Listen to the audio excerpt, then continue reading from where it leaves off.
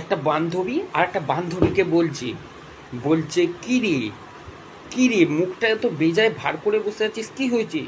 আর বলিস নি, ছেলের পিছনে যা খরচা আমি আর টানতে পারছি না।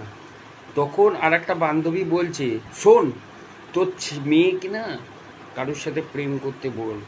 বলছে কেন?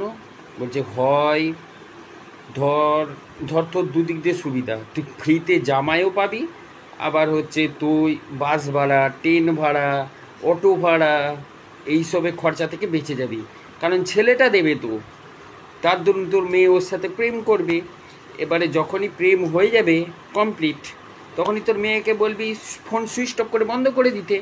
এখন অটো রিনিউয়াল আছে না, নতুন সিম নিয়ে নিবি, ছেলেও খুঁজে পাবে নি, মেয়েও ভুলে যাবে নি। আর যখনই জিজ্ঞেস করবে তোর বাড়ি কোথায়, উল্টো পাল্টা অ্যাড্রেস দিবি। বুঝতে পেরেছিস? এইভাবে লাইন মারতে হয়।